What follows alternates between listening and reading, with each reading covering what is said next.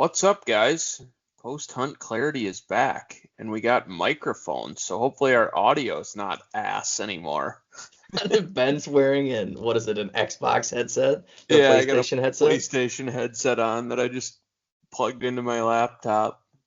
and I just spent the last 20 minutes fucking with these new DJI lav mics trying to get it hooked up via Bluetooth just for Ben to tell me that the audio sounds worse. So we'll see when this is all done. But we're trying to make progress while we're doing this from 550 miles away from each other.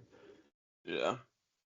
But yeah, we just got to the point where I'm like, all right, you're either gonna figure this out in like the next 2 minutes, or I'm not doing a fucking podcast We tonight. got 3 minutes of this, Figure it out. but we're here and we're ready. And it's been a while. I can't tell you what episode this is. It's got to be 20 something, right? Close to 20 something. I don't know. I mean, it's been a few since months. Christmas, probably. We had some this winter, but basically what we're saying is this is kicking off. Yeah, we did. Oh. This is kicking off season 3, two and a half, season 3. Yeah, season 2.5. 3 of post-hunt clarity. We started it like it was late Halloween October of 2023. Damn, that's crazy. Yeah, so we're here to post more. We're gonna try and get 2 a month out all the way through December because we got some new things going this year. A little bit the last couple of years, if you guys have been paying attention, we've been talking about Ben hunting some private and having some good luck in Wisconsin, and me hanging and banging on public. And I would say the roles have reversed a little bit this year, but that's not quite the case anymore. So we'll dive into that about what's new with us, where we plan on hunting, and what has been going on so far. And today's July 17th, 2025. So that gives you guys a date. Yeah, so I think tonight's episode, Gabe and I talked to about being a little bit more strict about like coming up with a topic for each episode. Like obviously we're still, I mean, it's been 2 years, but we're like 20 episodes into this. Like we're not professional podcasters. So like, I think before we just got on here and would just wing it, which like made for some cool conversation. But I think now we're at the point where like we want to kind of try and pick topics to dive into. Obviously this time of the year, it's nice to kind of fill you guys in on what we've been up to or what's new, like hunting lives. And then I think tonight's topic is just going to be all about summer preparation. So whether it's scouting, whatever, shooting, whatever it might be, just kind of whatever we're doing to get prepped for this upcoming season, kind of what we're looking at and, what we're paying attention to and trying to get done. So, Gabe, if you want to start, your news is pretty exciting, or what you got going is pretty exciting. So fill our viewers here in on what's going to be different for your upcoming hunting season. Well, first of all, you got married. I did get married. I got married in June, so I probably won't be hunting a whole lot. So Gabe and I went and ripped it up we were together and we meant to podcast back Memorial Day weekend for his bachelor party, and we ripped it up for 4 days. Yeah, we were listening to our theme for song. 10 minutes. Yeah. And then by Joshua Block. Then we were back together for your wedding in June, and now we'll be back together in like 3 weeks. I'll be back up for a wedding, but you almost make it sound like it's a long distance relationship. Yeah. Like every time Ben shows up. But no, it's been we've got together a couple times, but we haven't been serious about doing the podcast thing. And then I got the notification that my subscription was coming up again, and I was paying for a podcast platform. So I'm like, yeah, we should start podcasting. Yeah. So it's like $100 or something a year for Podbean is where we upload through, but it's available every week. So, but yes, what's new? So last couple of years, all I've talked about is doing hang and bangs on public land. And I've had a couple permission pieces, and it's always the case where if I get permission somewhere, I'm never the only person that has permission there. I'm always competing against other hunters, and sometimes they only gun hunt, but still, it's one of those where you could, really try to target a buck until November, and then as soon as gun season comes, I mean, the property's trash. You got the week before, guys are coming in, setting stands. Season comes and goes, like it gets piss pounded, and some of the other properties definitely have bow hunters. So what did I do this year? I talked to one of the neighbors for the big property I've had permission to hunt on, who I technically accessed through the last couple of years, and Yep. he had some guys hunting there. And I know his property was like a sanctuary just with the amount, with the type of habitat he has there. And I knew the guys hunting there just probably like one, I don't think they were killing anything. Two, I Yeah. don't think they were very great hunters. So Yeah, not didn't like a really know how and where to hunt, and they were yeah, just kind of correct. like Like there's just throw a stands ladder stand everywhere. up and Yep. just sit in that stand or whatever. Yeah. So what did I do? I called this guy, and last year, if you asked me, my rule was I will never pay to whitetail hunt. But because of what Hmm. I do in the industry and the people I work with, I'm coming to reality hopefully a little bit earlier than most people. And I'm not saying I want to advocate for it, but I paid to lease this property. I made him an offer, and we went back and forth a little bit, and I got this property for a very decent price. There are a couple drawbacks. I won't dive into that, but there's a reason we landed on the price we did. But yeah, so I have my own private property leased to my dad and I from May 1st, 2025 through May 1st, 2026. I get the whole year, every species I want to hunt, whatever I want to do, I can do to this property. We have it in the lease agreement. It's a really great lease agreement. In fact, it's probably, if I was a landowner, it's probably very lenient, but the guy seems pretty courteous and, he's not a hunter at all, does not care about it. And one of the biggest things was exclusivity, which I kind of hate being the guy on the other end because everybody else that had permission to hunt basically got a phone call saying, hey, I leased out my property to somebody else, you're not hunting here this year. So, which is Yeah. great for me, but I do put it into perspective for other guys like, oh, that sucks.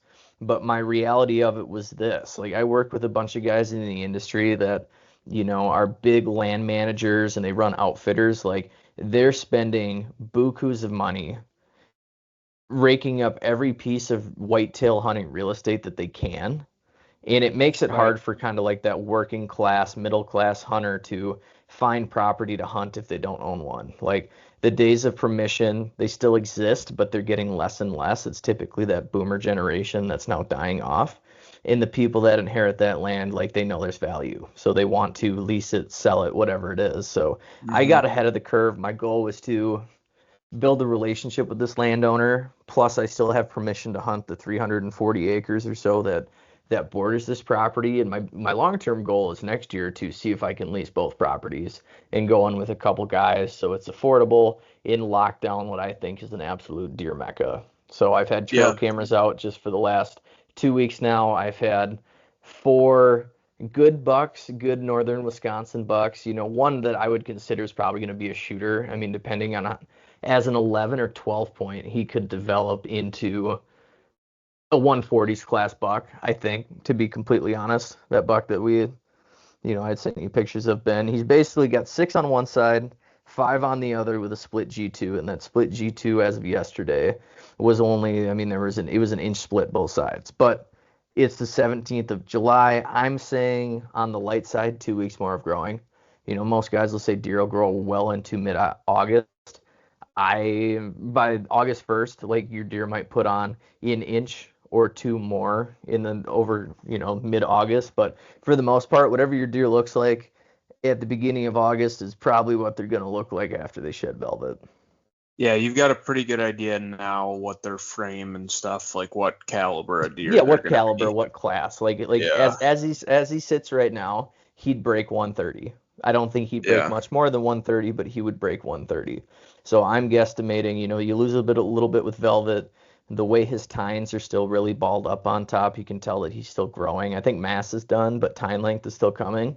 And if he can add even an inch of tine to all of his tines, I mean, we're sitting, yeah, around the 140 crest, which is my goal for this year. I shot two very little bucks on public last year, one with a gun, one with a bow. And I was super happy about both of them.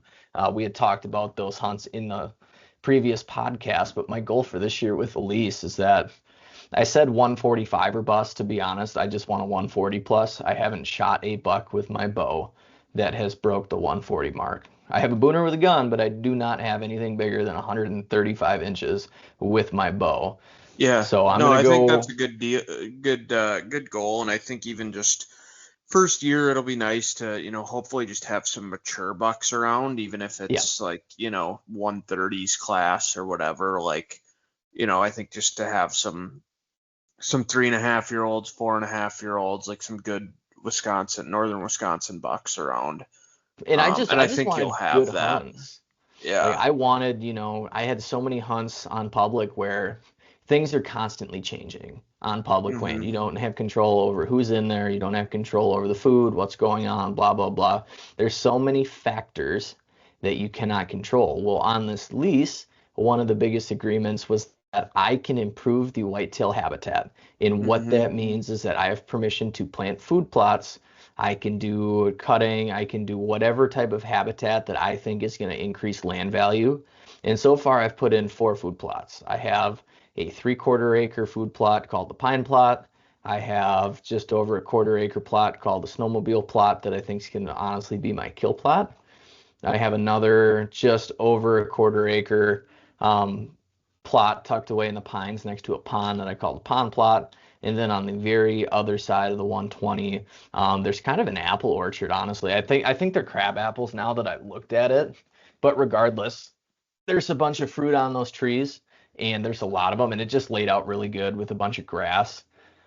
For just another option to have a food plot. Now, whether that one gets hunted or not, I don't really care. That one, in my opinion, is like when the wind's bad everywhere else, that plot is a good option. And then for the same thing, it's just extra food for the deer. Yeah, Like it's just even if extra I don't food, and care, like then it's just like you got to think, not it's just just something planting that'll food help plots. hold deer. Yeah. Yeah, like everybody, they'll go out and plant a food plot and their goal is I'm going to hunt over this every single time until I kill something. Well, that's not the case. When you're trying to take a land management approach, sure, like food plots you want to hunt, but you don't have to plant every food plot with the intention that you're going to kill over it.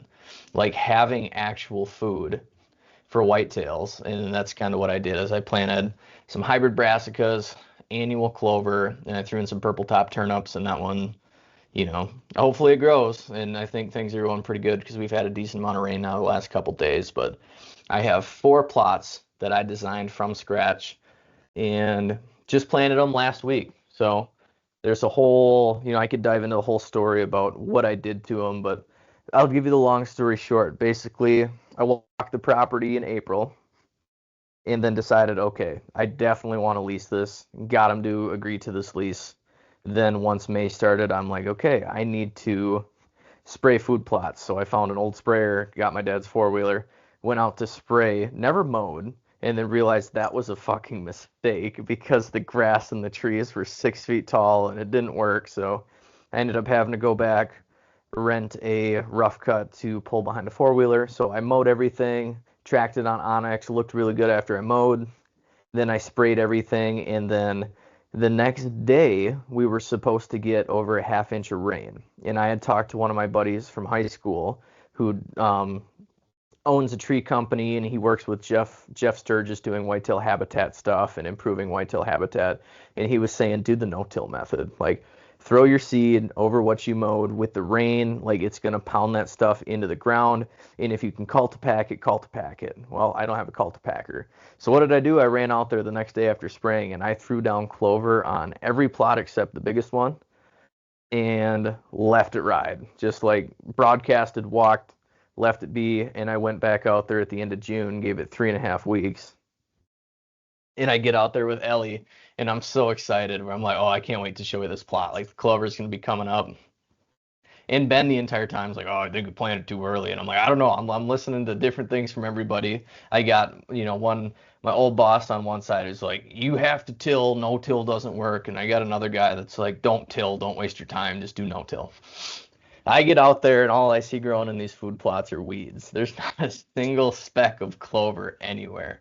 So I called Ben. I was telling him, I'm like, okay, well, that's fine because I gave myself time to fail, knowing that I can still now go till, spray, till, whatever I need to do, and then plant towards the end of July, early August.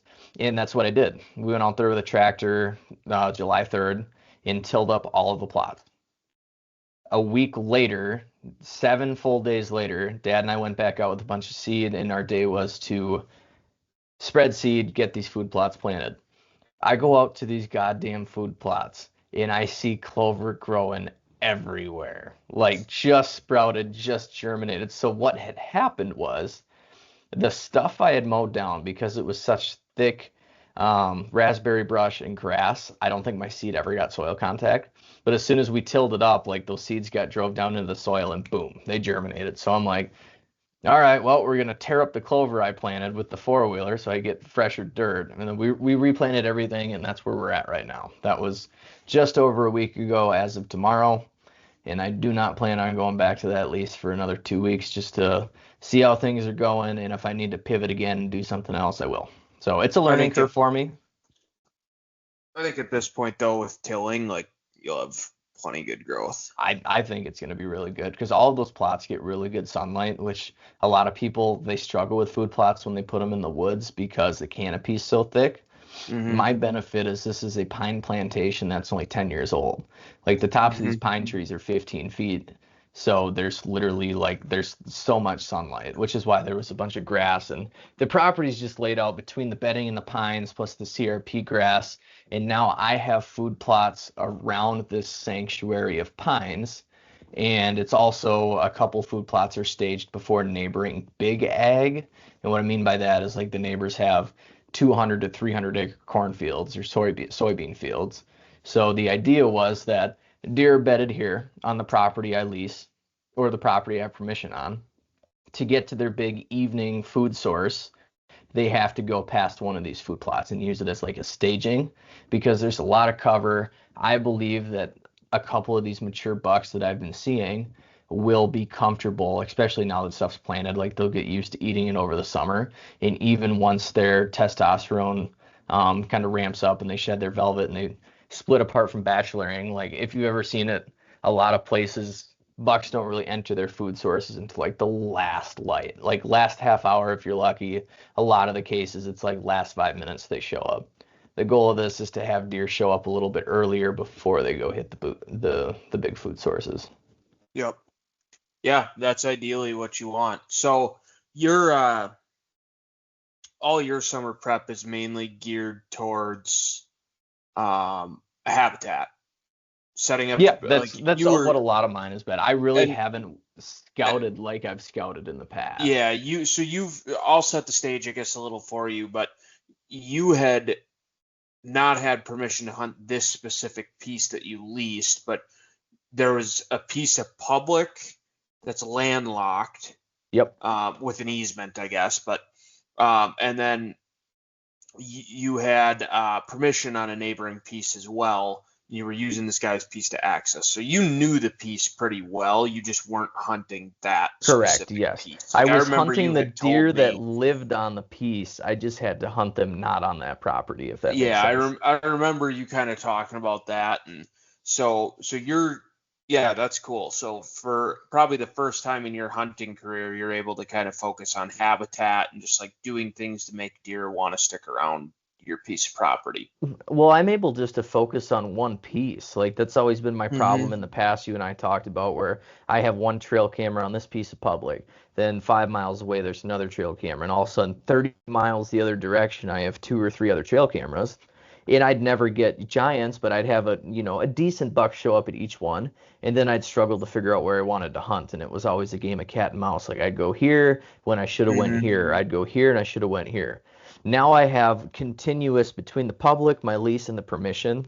There's 540 plus acres that I can hunt that all touch. That's a huge, giant piece that most people will never get to touch in their lives. Where continuously people are worried about, oh, my deer's gonna go on the neighbors, like, I gotta kill them before them. Like, I have access to it all. I can access from the north, I can access from the south, I can access from the east. Like, it's the perfect place, which is the other reason I decided to lease it because I'm like all the cards lined up. And I think that for me to hunt this smart, like I'm gonna put all my damn cell cameras on the one property or that area, and then I'm not gonna go this year and go blast cameras in the Blue Hills. I kind of want to just because in the past I know that I've seen some good deer, but I don't want to get myself in a position where it's like, okay, I have these deer on the lease, I can wait. I don't need to try and rush and kill a deer here in September or October early. I can just be patient and actually hunt and learn this piece. And I think I'm going to stick to that, right? Like we Yeah, have a couple trips and I planned think and I think you're gonna have more fun with that too. Honestly, just like a change of like doing habitat stuff is kind of fun. Like you'll get as much enjoyment out of like doing your food plots and watching those grow and like putting in mock scrapes and just like doing yeah. shit like that as you will like, hunting public, So I feel like it's I don't know, having a piece that's kind of yours is fun. Yeah, what does suck about it though is the piece isn't just mine.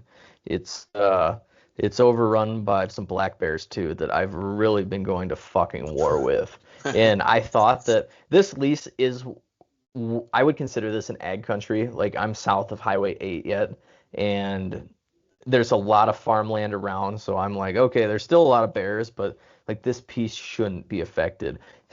Dead wrong. I've put out cameras. They've all been molested by black bears. I have one camera, MIA, got drug off, and I'm getting pictures of the fucking trees blowing, while it's facing the sky.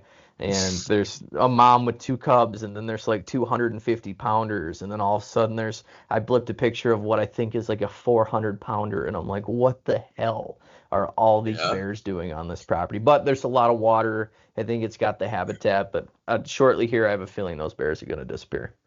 Yeah. Just, Nice. I think the habitat changed just in the last couple days. I've had less bear photos, and all of a sudden, like, I'm getting deer up the ass now. Like, I've multiple different bucks, lots of does, lots of fawns. When 2 weeks ago, these trail cameras were basically dead, and I mean, they're just getting deer walking by. So I don't know if it's the food, the corn's growing up now, soybeans are growing up. Like, there's Yeah. just, stuff is changing throughout the summer where deer are moving around or whatever it is. Yeah. Interesting, man. That'll So where be you at? I'm excited for you. It's gonna be a fun year. Yeah, we'll So see. I think you'll have fun with it. I think worst case scenario, like it's gonna be a fun project. Like you gotta just like, and I kind of realized this. I can get to this later, but I kind of realized this a couple weeks ago. Like you're doing it to have fun. Yeah. Like you and your dad are leasing the land together. Like the whole point is to enjoy it. Like try and get as much enjoyment out of doing the food plots and hanging stands and scouting and all that shit as you do like the actual hunt itself. You know, Mhm. um, I think you're gonna enjoy it, and I think you're gonna have deer around. I think you're gonna be, at worst case scenario, you're gonna be able to like be picky with what when you hunt and like keep the property as a little bit of a sanctuary. And even I if you need to don't have be. something around, I think during the rut something will show up. No, Like, I know for a fact, and honestly, I'm probably gonna have to bank on you to like talk me out of these situations. Like I now that I waterfowl hunt, I should be okay with being like, you know what, I'm not gonna deer hunt. Granted, my yeah, month of October is kind of fucked at the moment because I I have a think that's wedding. fine though. I'll be in Missouri the first weekend. The next 2 weekends, I'm with you because what did you do? You were We'll like get the to that. 5% of the 5% or Yeah, something. we'll get to that. Okay, and then yeah, then I'm in Missouri for a week um, at the end of the month. So I'm only in Wisconsin for a total of I think 7 days in October. In those Yeah. 7 days, I need to be busting my ass because I'm now a business owner, and if I don't work, I don't eat. So Yeah. Well, and so I think like for you having the beauty of it basically being like it's your land, your focus in the summer, and it sounds like it is, but for the viewers out there, needs to be just on like how can I set this up to be the ideal habitat for the yes, fall. And it's not always necessarily what I've learned is I used to just be like, how do I set this spot up to be able to hunt it? How do like there's certain spots, like you said, your one food plot, like might not be a spot you hunt. Just makes the overall property better. You know what I no, that's mean? and that's Like, exactly it. And that was one of the promises I had to the landowner because he said he plans on dying with that property. But I was talking, I'm like, I work with guys that increase property value. As much as I don't ever want to see this land go crazy through the roof price wise, because it just means it's further out of reach for somebody like me to buy it. I do understand the other aspect. Like, I'm gonna do things to your property that will, if you ever decide that you want to sell it. Like instead of getting 3,000 an acre for it, I promise you with the work I've done with the if I lease it for a couple of years, like with the trail camera photos or pictures of deer that I harvest on the property, like there are going to be people willing to pay $6,500 an acre for it Yeah. or more. So Yeah. Yeah. So, all right. Well, we'll get to mine, I guess. So, for those of you who listened or follow me on Instagram, I pretty much hunted strictly public last year. I came up for a week bow hunt in Wisconsin beginning of November on some private, and then came up for gun season on some private. Other than that, everything I did was on public, which was new for me because I was kind of always in your shoes, the shoes that you're in now, of like I had private, I could kind of do what I wanted out there. My grandpa always did food plots, like he had been doing those since I was a little kid, so like those were kind of always done. But um, yeah, so I could kind of do what I wanted to do. And then I moved. And so I hunted strictly public last year. It was a lot of fun, but I just like part of me left like kind of wanting to and kind of disappointed I didn't fill that goal of like I really wanted to shoot something on public. Like I didn't care if it was a 95-inch buck. Like I just wanted to shoot it 8-pointer or bigger, but you know, the old 8-point and outside or at the ears was kind of my goal, and like I didn't really care beyond that. I couldn't have given a shit what it scored. I just wanted something 2.5 or older, and so part of me that kind of lit a fire under me to be like, okay, like if I have to hunt public this year, like I really want to get that goal done. I think I can do it. So I was fully set that I was going to hunt Ohio public this year instead of Kentucky. March rolled around, I went out scouting, like I was way ahead on my scouting, and then all of a sudden it got to be May. And I had kind of tried to get permission at a couple spots, like kind of half-ass. And I had a number of a guy who I knocked on his door last October. And he told me he didn't want me to hunt this past year because he already had a kid hunting it and he wanted to save it for him. And I'm like, okay, that's fine. You know, it's already mid-season. So I called the guy. I'm like, hey, don't know if you remember me. I'd stopped by, we'd talked, I stopped again, brought you some venison. Still curious if maybe I could hunt this year. Don't need an answer right now. I'll come visit you in about a week. I'll bring you some more venison. We can chat. And he's like, okay. So I went down. He's a farmer and met with him. This was about middle of May. This was right before I came up for your bachelor party. And we talked. I brought him some more venison. We talked for a while. Like older guy, get there. You know, like I said, he's a farmer. He's sitting in a lawn chair in his yard on a Wednesday evening drinking a PBR. He's like, I've been drinking these since I was 14. And so, anyways, we're talking. He's like, all right, like you can bow hunt. He's like, you know, here's my property. He's like, don't go on that side of the road. That's where I keep my cattle, but you've got this 80 acres. He's like, that other boy might hunt. I don't know. He hasn't asked yet, but he's like, you're welcome to hunt. So I said, are you okay? You know, okay with trail cameras, okay with stands? Yep, fine, whatever. So got that locked down, and I'm like, okay, perfect. And it's like kind of a true southern farm piece. It almost reminds me of like Kansas a little bit. Like it'll be like tree rows and then a field, and then a tree row and then a field. So there's not a ton to hold deer there. But there are 2 cornfields, there's not a lot of other ag around at all. So I think there will be deer there. The reason I knocked on his door initially was I'd always drive by, or I drove by a couple times and there were deer out in the fields and stuff. So I'm like, perfect. This is a good spot for me to have. Like I can probably have 2 or 3 stands hung at this location if I get nothing else, and I can bounce back and forth between here and public. Yep. So I went up for your bachelor party. How'd this go? Went up for your bachelor party, came back. Went up for your wedding, came back, and I go to a kickboxing class. And it was just kind of one of those, like, when it rains, it pours type deals. Like, I had no luck getting permission. And so I've been going to kickboxing for a while, and I've gotten to know this guy pretty well. And our whole class went out for drinks one night. We started talking. Oh, I missed a huge part of the story. Okay. Anyways, so we started talking. I'll circle back to that. We started talking, and he's like, oh, do you bow hunt? And I'm like, yeah. He's like, I own 30 acres. He's like, that I live on. You're more than welcome to hunt it. He's like, got some guys that rifle hunt it, but if you want to bow hunt it, like you'd be the only one. I'm like, perfect. So Yeah. now I'm like, okay, I probably have enough that like unless I want to or just don't have deer around, like I don't really need to hunt public. And then one of our friends, her grandparents had some land, and I'd just kind of been jokingly like working on her for a while, like you got to lock Mhm. this down for me. And she's like, I think I got you permission.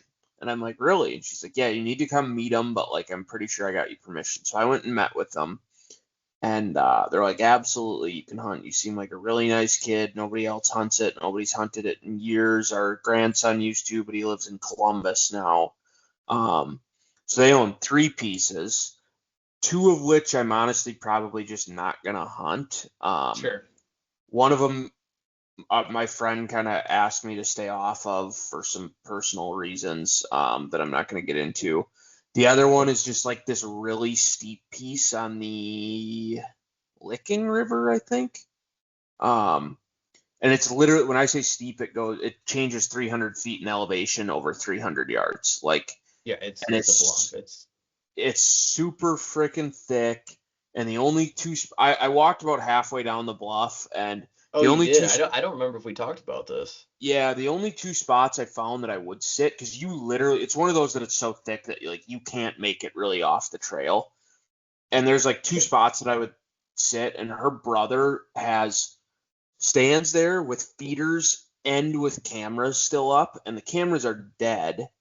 But like, I just don't know that I want to start screwing with his stuff. Sure. And like, they're kind of the type of spots where it's like, without corn there or a feeder there, there's really no reason for deer to go there, but it's kind of the only spot to hunt. And like, I'm just not big on like putting corn out all the time and stuff and Yep. feeders. And so, anyways, but long story short, that gives me three really solid pieces to hunt. The part of the story that I skipped was back April, was it? You told me apply for North Dakota for a mule Yeah. deer tag. It'll take Yeah. you As 2 to 3 years to draw. a fucking joke because it took me 3 years to draw the tag. Yeah, And it'll I take. looked at those stats today. Well, I sent you pictures of what the stats were. Yeah, so you told me to apply, start building points. It's free, and I thought, why not? Kind of applied and didn't even think twice about it.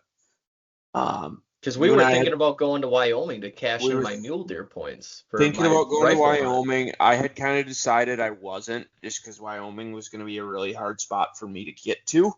No. Um, and I was kind of at peace with that, and especially after I'd gotten that first permission piece. And go home for your bachelor party, and all of a sudden I'm working one day, and I open my email, and I'm like, oh, I got a letter from North Dakota, or an email from the North Dakota Fish and Game. So I open it, successful. And I'm like, what does that mean? Because a lot of times they'll just say successful if like you drew a preference point or whatever. Hmm. So I send it to you, and you immediately called me, and you're like, "Are you fucking kidding me?" You're like, I "How did was you draw so a tag?" mad. You're like, "How did you draw a tag?" And I'm like, "That means I drew." And you're like, "Yeah." And so I called the Fish and Game, and they're like, "Yep, you got a tag." And sure as shit, 2 hours later, I got charged. Yeah. And so you and I talked about it. So that's the other thing we're doing is mid-October. I don't remember. Is it like the The 12th. 14th or 15th, 12th? Is that when we're 12th. leaving? That's the first. That's that first Saturday or that second Saturday. No, it's the 11th. The 11th. Yeah, the 11th. 12th Okay. is Sunday. Yeah, whatever works, and we'll Yeah. talk about logistics. But we'll be leaving that Yeah. weekend. Yeah, so the 11th to the 18th roughly, you and I are going to North Dakota to mule deer bow hunt. So Gabe's going to film me for the week. We've already got some permission locked down out there and should Yeah, be it's pretty actually freaking awesome. I've he was never mule deer hunted, so the landowner was texting me last night, and he texted me at like 10:30 as I was going to bed. And he's like, "Hey, you think you can get me some discounts to this Kales or Zeiss scopes for some of my coyote guns?" And I was like, "Yeah, I'll figure it out." But that's it's so funny. funny. It's crazy that landowner I met wrote a letter, got permission from his mother, who's the sweetest old gal you could possibly imagine meeting. And then when I went out there, she wasn't doing great health wise. So the first time I just met her son, and him and I have been, I mean, we text once or twice a month now. And Ben was like, well, you better check and see if we still have permission so we can plan where we're going. I texted the guy. He hit me back within a couple hours and he was like, absolutely. Like, you guys can stay at my place. Don't worry about sleeping in trucks. He's like, I got a shower, I got beds, I got everything you need. Perfect. So Yeah. it's gonna be a good time. So my prep is still going to be mostly whitetail prep. I'm going to definitely, like, I've already started shooting because I want to be really dialed in shooting for that trip. But Yep. that being said, like, you've already been out there, boots on the ground. You've already not only scouted it, but you've hunted it twice. I could spend the next month doing nothing but e-scouting, and I'm still not going to have as much knowledge on the piece as you do. So to be honest with you, I'm probably not even really going to e-scout before that trip. I do to be put don't even get caught in that rabbit trail. I would just say trust me enough to the point where Yeah, I haven't within even really looked at it, to be honest with yeah, you. within we're gonna get there and within the first 2 hours of daylight, we're gonna be on deer and it's just you throw everything out the window and you hunt wherever the deer are at. Yeah, And I'm there's gonna not be that shooter worried about bucks. that. Yeah. So my preparation more so, so you and I both have private to hunt now. That's kind of the summary of where we're at. But so I've got about 165 solid acres that I can hunt roughly, Yeah. or that I'm gonna hunt. And that's spread out over 3 different pieces. So mine is more, my tactics are going to gear more towards learning the pieces. I mean, 2 of them I've only been to once so far, right? And like one of them I Yep. got to, and I'm like, sweet, there's cattle in here. Like, didn't know that, you know. Hmm. So just like learning shit like that. But I really think I've got 6 cameras out. I have 2 on each piece now. Which I've never run that many cameras before. You know, it's always been just like throw a couple out here or there, see if I can Oh, pick up a hold buck up or for one whatever. second. Weren't you the guy that like a month and a half ago called me and you said, I'm just gonna go cameraless this year. I'm just gonna go Yeah, hunt. I'm not gonna worry about trail cameras. And here he is running more yeah. trail So cameras than he's ever run. that was gonna be my public prep. Was I was gonna scout pretty hard this year, but I wasn't gonna run cameras. I'm like, screw it. Like if I'm gonna hunt public again, where my goal is like just to kill a 2.5-year-old decent buck. Like I'm like I know that there's going to be some of those in some of these good areas. Like I'm not worried about finding deer. I just need to find sign. Like I'm not going to run cameras. I'm just going to hunt off woodsmanship. And now that I have private, like I want to kill something big. Like I'm not going to shoot a Yep. 2.5-year-old on private. Like unless something weird happens. But like um yeah, now my goal is like I want to be able to be a little bit picky. So my prep is a little different than yours. Like I said, I'm going to get some cameras, or sorry, I've got cameras out. I've been doing that. I've never run cameras before like the 15th of July, and I've had all of mine out for over a week now. Yep. I've had some out since June. Um, I want to learn these pieces a little bit better, but really I just want to start to get, I think I'm going to do like 4 preset stands, like hang on and ladder. Um, get all those set up, but so average of about 1 a piece, 1 with 2. Sure. Um, But really, other than that, you and I talked about it. I was kind of freaking out 2 weeks ago around like Amazon Prime days. I'm like, I don't have enough stands. I don't have enough cameras. Like, I can't keep up with all this. I don't know how I'm going to get all this work done. Finally, I realized I'm like, this is supposed to be fun. And I'm just stressing myself out. And so I think literally I'm going to have a couple of presets. And other than that, I bought a saddle this year before I Yeah, got that was any of my this. other reasoning for don't buy more stands. Like you bought a saddle, dude. Be mobile on these Yeah, properties that this I year's going bought to a be a learning process anyways, where like you don't know where these deer are going to be. Wherever you go set stands, like you could sit there and watch deer from 100 yards away because you put your stand in the wrong spot. Now you're pissed versus yeah, just go hunt mobily. Yeah, so honestly, my plan is, or my prep is basically going to be Saturday. I'm going to get a couple stands done. I'm going to get most of my stands done this weekend, just because I do have an idea of like where I want my presets to be, and I'm just going to prep some trees. Like that's the beauty of being able to saddle hunt on private is at least I can still cut shit. So I'm just going to find some areas I think are going to be good, get the trees prepped, get some shooting lanes cut and stuff, and then if they're not good, like nothing's saying I can't move again, but Yep. at least have some options and make it like find a specific tree that's easy to get up in. I know exactly what height I need to get to, and then I've got some shooting lanes and stuff cut. So got some cameras I need to move around too, but yeah, otherwise, to be honest, I don't have anything at all on camera yet that I'm all that excited about. I have, I think, like 2.5 year olds at one piece. But the pieces basically go, I've got what I call the farm piece, um, which is the one that I said reminds me like Kansas. It's Yep. got 2 cornfields and then a bunch of hay, and then just a bunch of tree rows on it. With some ponds. Yep, couple ponds. I think there could be something giant around there, just based on the lay of the land. Like deer can come from a long ways away at a piece like that.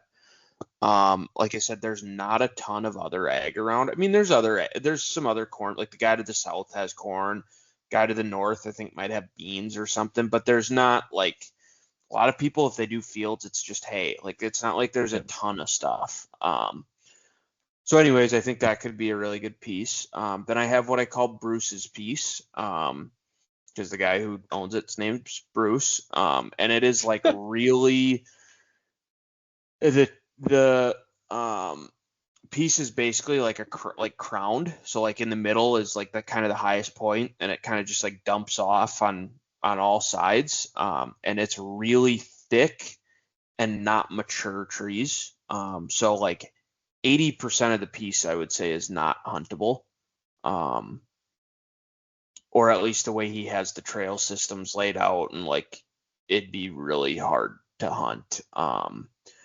But he's got this sweet spot on the southwest corner. It goes from like a field that he doesn't really have anything planted in to like just these like immature like bushes and shrubs and just like thick gnarly shit to like this bowl of like oak hardwoods, and it's like thicker oak hardwoods, so like there'll be acorns in there, like it's gonna be a sweet spot. And I've been getting a ton of deer pictures down in there. And so anyways, I'm yapping, but um it's the type of piece I think there's just going to be a lot of deer around. So like, come October 25th, it's the type of piece I could see a giant showing up, you know. Yeah, you just have to make sure you're actually in the tree. Right, right. But it's the type of piece like through the rut I could see bucks showing up. And then the last piece I don't really have a name for, but it hasn't been hunted. It's got really cool, like it's got a lot of different terrain. A lot of up and down, like it does have cattle in it, but I don't think that should affect the hunting too much, I know. honestly. They're gonna be used to it. Yeah. And it hasn't been hunted in long enough that I think there should be some mature bucks around a piece like that personally. Like I it's got a bet you'll lot get of pictures. I really do. there's not a lot of food around, to be honest. I would love to do like some sort of food plot there. I haven't I need to get to know these people a little better before I maybe ask to do that. That's maybe a next year thing. But Hmm. yeah, it's got good thick like bedding spots. It's got good travel corridors. There's a lot of changes in habitat. A lot of the neighbors around have just like fields with like 5 foot tall grass in it, but like not a lot of like timber and stuff. Like I think the piece holds deer pretty well. So How's your access? uh, not great, but not terrible. Okay, so it's okay. Yeah. Um, it's better than like a lot of the public I had to access through Sure, yeah, last I year. was saying Like you always get stuck at a parking lot at some opposite of the property that everybody had to park and walk from. Yeah. So it's just like a Yeah. giant deer drive every day. Yeah, it's decent. You have to access pretty much solely from the northwest side of the piece. So like getting to like the southeast is a bit of a walk, but I wouldn't say the access is terrible. So, um, the biggest thing is you have to park and probably walk right past the cattle most days. So Hey, that's not. hopefully the cattle aren't aggressive. Yeah, I guess you'll find out real quick. But like I Yeah. told you, was that the place you sent me a trail camera picture of where all the cows were Yeah. in front of the camera? Yeah, Yeah. you're like, So I wonder what kind of deer yeah, this it's is. a weird piece too. Like I've had like no deer pictures on that piece so far, and I've got that camera specifically. I think I need to move. Yeah. I just don't love the spot it's in. And it's pretty. I've got 50 acres there, and I've got two cameras within like 130 yards of each other because I liked both the spots, but Yeah, spread them I out. need to I need to spread it out. But anyways, yeah, I don't have a lot of deer pictures yet, but I've also like I was just listening to a Jeff Sturgis YouTube video the other day, and he was talking about how like this time of the year, like that means nothing. Yes, Like that means that nothing. literally means nothing. Like you could have no deer in an area, and in the fall, that's where the giant buck's gonna be. Like Yep. it doesn't mean anything. So I'm not too worried about it. I want to hunt off instinct. Honestly, the one spot I'm going to set a preset there reminds me a shit ton of the tree I killed that buck out of uh, in October of 2023, the Oh, Creaky okay. Yep. hang on. It's just like really thick on one side, and then behind me is like a ridge system or a ravine. Um, to the east would be just like it's like right on the property line, so it's like 20 yards to the east is like where the neighbor's just like open 6 foot tall grass field is. Hmm. To the north is like kind of a cool travel corridor, and then that spot specifically is just like it just kind of naturally opens up. Like there's not really for like a 20-yard radius, there's not a So lot of you're like trees on around you're or whatever. hunting a transition edge between Yeah, different it's just like like different stem counts. it's a sweet, just like a lot of different habitats right there. Well, Um, that's where big bucks die, dude. That's literally that's textbook. That's what everybody talks about is being on the edge of high stem count to open stem count with some food source because bucks don't necessarily want to travel through a big open space. They live in yeah, the thick. They want to come out just barely into some of that open stuff. Like that sounds pretty good just from the yeah, sound of it. um, yeah. So, anyways, I've gotten to the point too where like I kind of had that freak out the other day, but I've gotten to where like I enjoy this part of hunting as much as I enjoy the actual hunting. Um, Sometimes it does get to be work. Like right now, I'm like, I need to get my stands out this week. I'm like, I need to get this piece done Saturday. I need to get the other piece done Sunday. Then I can kind of chill. But I'm like, I do stress myself out sometimes. But like, I've gotten to the point where I do enjoy just getting out there, going for a walk, I do love for the guy that wasn't going to run trail cameras, like I do love getting the pictures, getting the Yeah. notifications, like the excitement of like, all right, I just got a notification. What's this going to be? Like even lately I've Mhm. been like, if I wake up to piss at like 2 a.m., I'm like, all right, do I Yeah, have you're any like checking it? I'm like, do I have any notifications? Like I need to see if I've got any pictures. Like anything showed We're in up. the Like same boat. That's so crazy. it's just like I don't know. Like I have a lot of love for the sport, and like this time of the year is always exciting because you're getting ready for hunting season, and it used to just kill me because like when we had the same when you hunt the same private year after year, especially when you're a kid, like a lot of the shit's done. Like you Hmm. put in like we were kind of putting in food plots, and other than that we weren't really changing stands, not much needed to be brushed out. Like we probably weren't doing as much as we should, but I was Like 12, 14, habitat type 15. stuff, Yeah, yeah. I wasn't an adult, I didn't know what to do back then. Mhm. So just eat away at me because the only thing I could do is shoot my bow, and like now it's like some of this stuff is as fun as the actual hunt. Yeah, and you just gotta find time to do it all. So, Yeah. well, it sounds like we're gonna have crazy different should have crazy different experiences. And like I said, we're going to try to hit podcasts every 2 weeks so we can stay super updated with, okay, what did we accomplish? Like what our goals are, getting some final things touched up. And then we're going to go through and get some topics for you guys, try and invite some guests this year to a couple different podcasts. I guess that's one of the perks I have is that I'm not a very popular person, but I seem to know a lot of popular people. So, and it works out because I feel like they totally want to sit and shoot the shit for 45 minutes, on a night that we can figure it out. But before we end, I want to end with a question, and I want to ask Ben, um, if you could give people listening to this podcast one tip to think about or one takeaway from summer scouting, what is it? Um, the biggest thing that I have been trying to hold on to is don't get hung up on the sign this time of the year. Um, Look for like deer trails and stuff like can be helpful because I feel like a lot of that's habitual. Yeah. But like don't get caught up if you're not cutting tracks. Don't get super caught up if you're not finding rubs or any active scrapes. Like deer do very different shit this time of the year than they're going to be doing 2 months from now, you know? Yeah.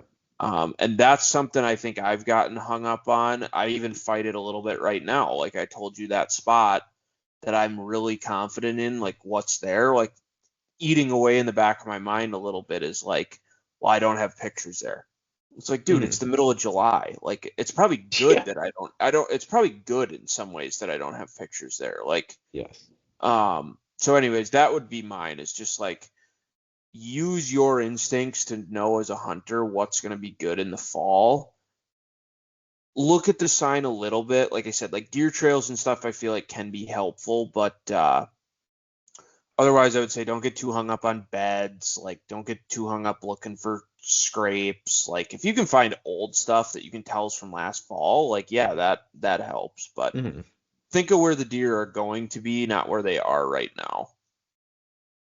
If you are in a Gotcha. situation like me, I guess, where you're not doing food plots and all that shit, you're learning new areas, I guess, Yep. or looking for new spots. What would yours be? Mine's very similar, and I bring this up because I did a podcast with a guy from Pennsylvania last week, and he asked me something similar. In my opinion, it's changed in the last couple of years. I used to spend so much time putting on. I put 50 miles on the hoof in July, 50 miles on the hoof in August, learning new public pieces. Like I'm trying to find, like I need to find a buck. I need to find a buck. Trail cameras out for 2 weeks, not finding a buck. Okay, we're gonna move on. I gotta find something.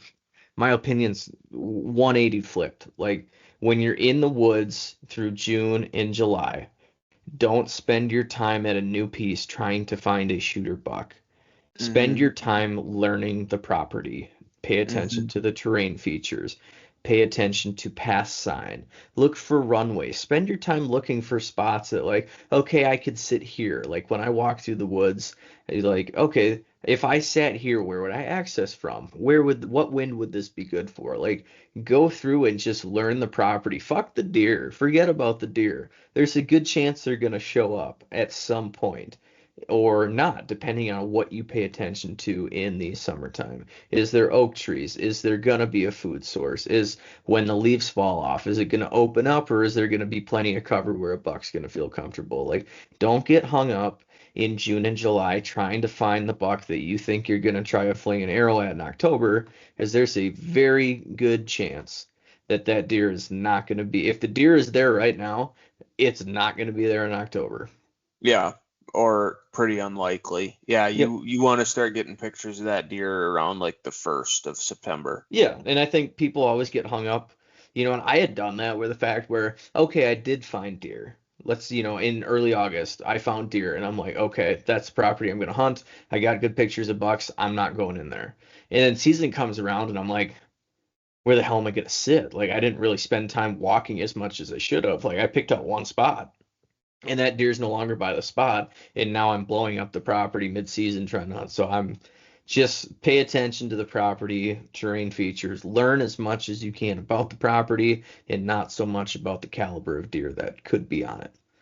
And I think to your point, like if you want to find a big buck, pay attention to the things that a big buck needs more than trying to find a big buck, right? Yep. Like, so this, again, back to the spot I was talking about. It's like, okay, everybody talks about a change in habitat. There's a ravine with a creek bed in the bottom, and a lot of times those creek beds dry out when it's dry, but they'll hold water when it's wet. So I'm like, there's a good chance there'll be water at least part of the hunting season down in there. There's oaks up in there, so there's going to be acorns, which there's no ag around, so like food like that's going to be big. There's bedding cover close. There's an escape route. Like that's the type of spot where a big buck is going to cruise through, whereas just like a random ravine with a deer trail, like sure, but like, maybe. I'm not saying no, but like those are the spots you really want to pay attention to this time of year, more so than just like let me try and find a deer, So, yeah. Well, that sounds like a wrap. I feel like Yeah. that was a good way to get back into it for season 3 on post hunt clarity. It's now 9:05 for me. It's after 10 o'clock for Ben, and I'm gonna wake up at 4:30 and go to the boat and catch some walleyes tomorrow. Oh, nice. I'm gonna wake up and work tomorrow, and then I might get stands up tomorrow night. I've got a buddy who doesn't hunt, so I've got a buddy that hunts that's willing to help me Saturday set up the piece with cattle on it. So literally, what we're gonna do is we're gonna walk in. I'm gonna drop my stand at the spot that I think that I want to hang it, which is this piece I've been talking so confidently about. Drop down into the ravine, move that camera because I want to walk some of the piece with him and like get his opinion on it. Like he's a pretty good hunter too. Sure. Sometimes just a second opinion is helpful, right? So want to walk a good chunk of the piece with him. I don't think we're going to be able to carry everything we need in one trip anyway, so we'll just do like kind of a big loop back to the truck, grab the rest of what we need, pop in, hang that stand, prep a couple of saddle trees, get out of there. And then, so anyways, my other buddy, who is not a hunter, I was able to corral him in. I'm like, Saturday afternoon, like, I'm like, this guy needs to be back by 2. So I'm like, we are going to go. I need your help hanging a stand or 2. He's like, all right. So I'm going to go to the farm. And then he's like, well, I told my girlfriend I'd take her to this winery. So I'm like, all right, that's fine, but we need to do it either Sunday or Friday night. So either after work tomorrow or Sunday morning, we're going to hang 2 stands. And fortunately, those should be pretty easy. That piece is pretty flat, and I can park pretty close to where I want both stands. But that should be fun. Yeah. So I'm going to get 3 of the 4 stands I'm going to have hung up this weekend is my goal.